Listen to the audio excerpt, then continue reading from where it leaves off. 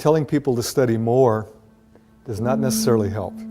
In some cases, it might actually worsen their performance. Taking notes, so vital. But most students who do it haven't learned a very simple rule. The first moment you get after a class, ideally right after the class, you should sit down with your notes and expand on everything you jotted down. Give it depth, flesh it out, okay? If you even wait to go home and do it a couple hours later, you will have forgotten some of your own notes. How do you know it? If you can look at it, go to the next one, read it, and then stop and go back to the one before. Look up in the sky and in your own words, say what that was about. Yeah, you know it. Now, a lot of students don't realize how much we're controlled by environmental cues. Get a little lamp and it becomes your study lamp. So if you have to study in your bedroom, turn on the lamp and start studying. The moment you lose your edge, 15, 20, 30 minutes later, turn the lamp off, get up and leave the desk. What you're training yourself to study while seated there. And it becomes increasingly automatic, as did the raising of the hand. You sit, turn the lamp on, and you're ready to go. It's like magic. Your brain has to be focused to be really studying, not time sharing back and forth. The more active you are in your learning, the more effective. And yet, increasingly, I have students who think studying is reading it over and over, and they're going to have some magical thing where they suddenly understand it and remember it well. First, you have to decide, what am I learning? Is it a concept or a fact? Okay? Understanding the name of a bone is a fact. Understanding what it does in the body gets into a concept. Okay? So in studying, sometimes there are a lot of facts. In fact, I use anatomy as a good example. You got to memorize bones, muscles, organs, tissues, a lot of it. But if you simply memorize and don't understand the function of it, the comprehension of the actual concepts, it's a lot of wasted learning, really. Just to know a name of a bone is like, yeah, so what? But in most college classes, what we as professors are most concerned about is that you grasp the concept. Because concepts, once grasped, will stay with you a lifetime. Can you put the concept in your own words? If you can't, you don't really understand it. Okay? It's not meaningful to you. To make it meaningful is a struggle. It's probably the biggest struggle you have as a student. But it's a struggle you need to do, or you're wasting your study time.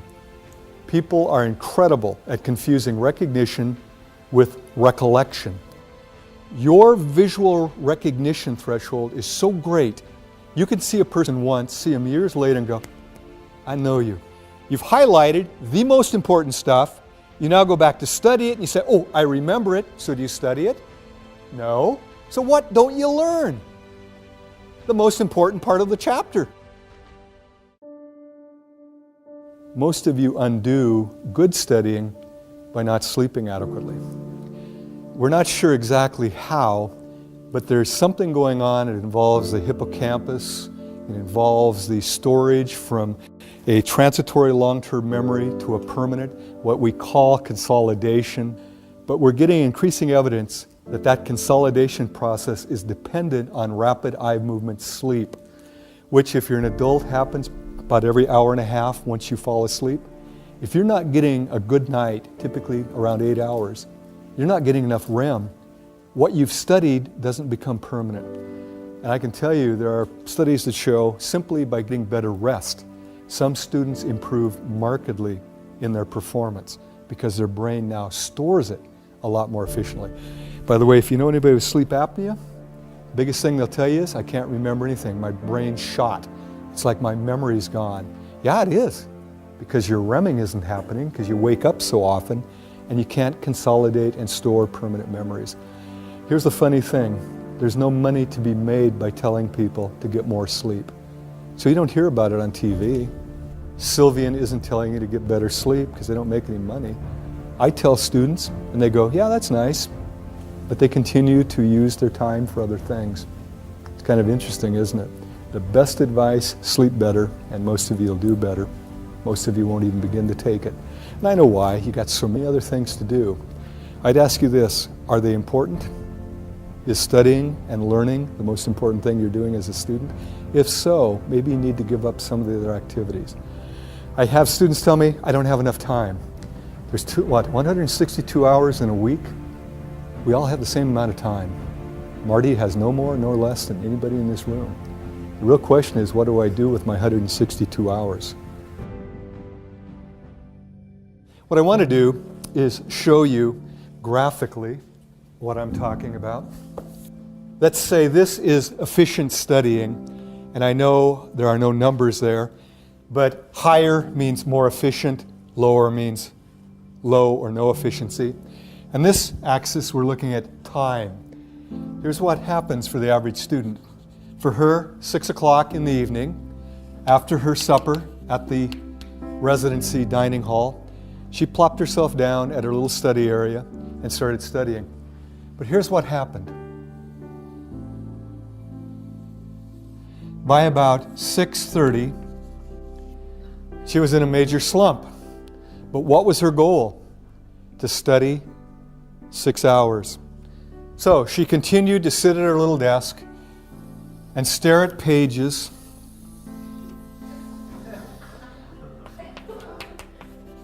until midnight. She was at her desk 6 hours. How long did she actually study? About 20, 30 minutes. Now, there's a simple concept in psychology that all of you are aware of. Things that are reinforced, we tend to do more of. Things that are punished or ignored, we tend to do less of. We operate by those principles to a large degree. If you're sitting there for 6 hours, are you feeling good? No. Once you get here, you're looking at your book going, I hate geography. I hate literature. I hate psychology. All the things we're trying to get you to fall in love with, you're hating it. And so her actual good studying was followed by 5.5 hours of pain and misery.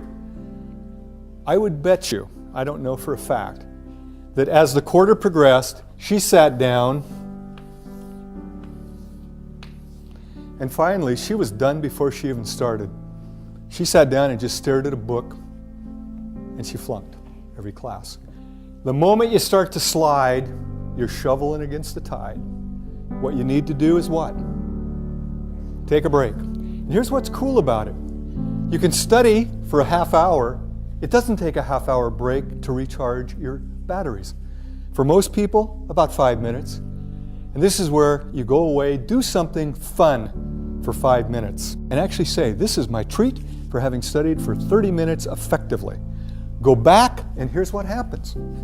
Your efficiency is nearly 100%. Study a half hour, take a break. Study a half hour, study a half hour. Now, had she done that, over a course of 6 hours, she would have got about 5.5 hours of serious studying and about a half hour of total break time.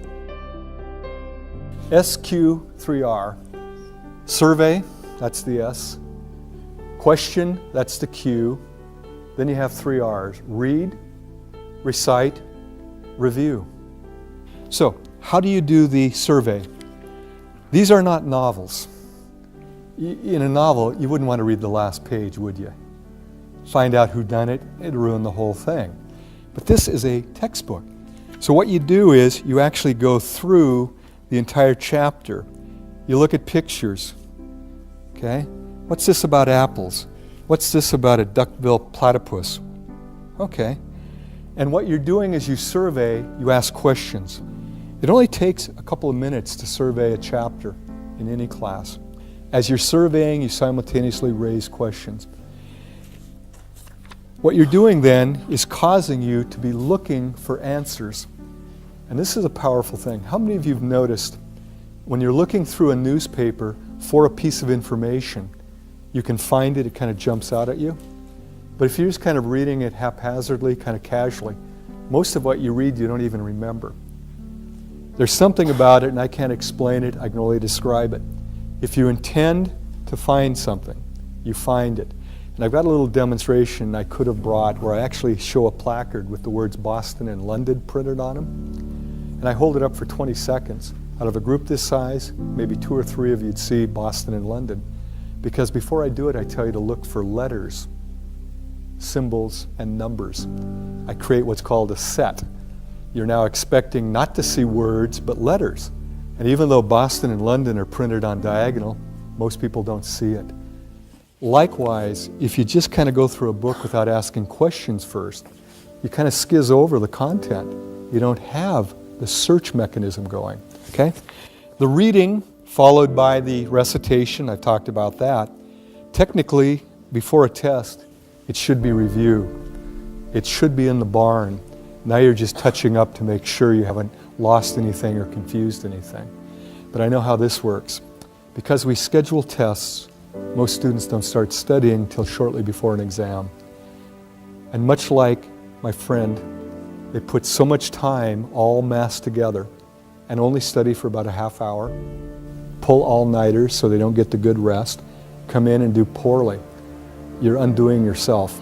If you start studying early and do some of the things I've talked about, by the time you get to the test, you're just reviewing at that point, not truly studying.